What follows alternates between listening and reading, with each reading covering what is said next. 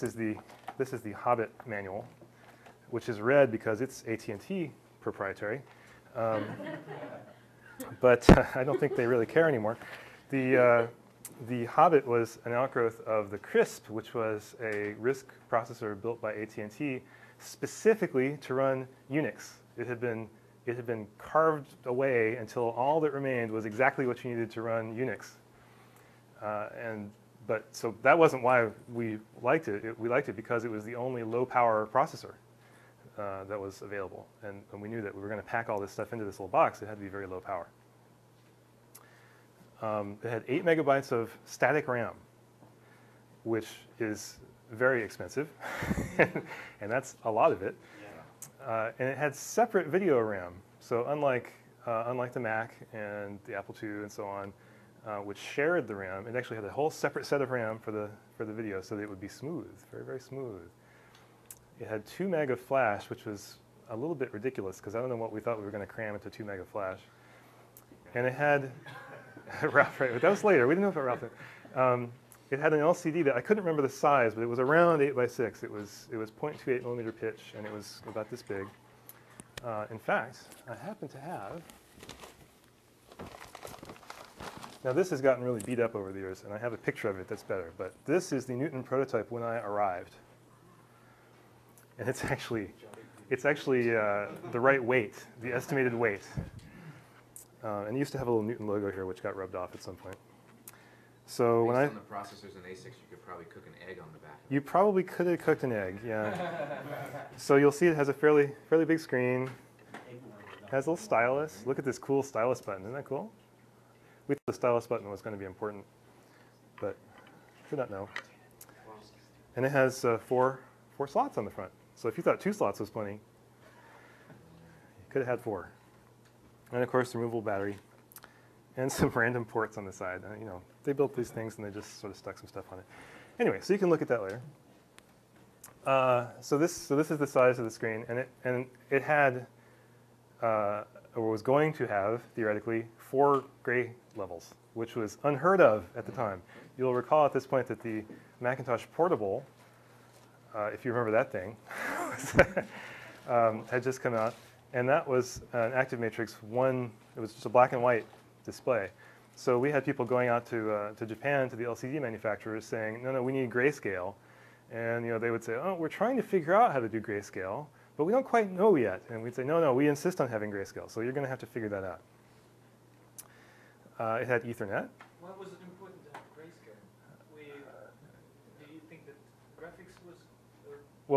Well, the next machine had just come out, actually, I think, and so you could see from that with just 2 bits, with just 4 levels of gray, you could get much more effective effects. You could do much better shadows and so on. So we thought that was important for this sort of paper metaphor that we were trying to build. In general, we wanted to have everything. But also because this was cool R&D technology in this device. Yeah, that was the justification, but the real reason was that it was cool. Yeah. So of course it would have Ethernet. And I don't know when the first Mac with built-in Ethernet came out, but it was sure a heck of a long time after 1989. Now this is the cool thing. No one really knows this, but it was going to have a radio LAN. And at the time there was no such thing as a wireless LAN, but we were going to build it. And the interesting story here is that we had a guy named Jim Levitt who was working on this thing. And it wasn't that it was such a hard problem to figure out how to do it, although that was very hard. The problem was there was no frequency allocation to do it in. And so that completely blocked this part of the project. And it turned out that Jim, I think he ended up spending 4 or 5 years essentially as an FCC lobbyist. And he's at least partially responsible for us having a frequency allocation for wireless LAN. The question I have is, can you sort of tell us the personalities? I mean, who had the idea for one thing or another? How did you debate these things? Well, this is all the hardware team. The hardware team was basically Steve Sackerman and Pete Foley and Michael Colbert. I mean, did it come in a trigger session? Did someone come suddenly in the morning and say, I want to have this done? I mean, I don't know about this. This was the way it was when I arrived. Okay, so I don't know what process they used to arrive at this, other than, like I said, it was cool. I think they probably just sat down and said, if we're going to ship this 3 years from now, what is going to blow people away 3 years from now? And they wrote this down. Ethernet was fairly standard now. They obviously Yeah, didn't yeah. rule anything out. Yeah, in our office we had Ethernet, but it was thick Ethernet. It was the old coax. Yeah, coax. That's right. So they were going for thin net. They were going for the thin coax net at this point. Trim slots, actually they had reduced it already from 4 to 2. And trim was because there was no format that existed for making a little card like that. It just didn't exist. Compact, or not compact, but flash cards, or no, what do they call them? PCMCIA cards. People can't memorize computer industry acronyms. There you go. Hadn't been, well, at least they hadn't been popularized. I think they had started to design them. But they were 16-bit, and you can't, you're going to put a 32-bit RISC processor, 2 32-bit RISC processors. You can't have a 16-bit slot. So we were inventing a new slot interface. Stereo sound in and out, because this is Apple, and it has to have stereo sound in and out. And it weighed 7 pounds, as you can see. And I think it was going to retail for around 6,000, although the first number I remembered was 8,000. Yeah, I remember 8. And I was scared to even write that down, but I think that might actually be correct.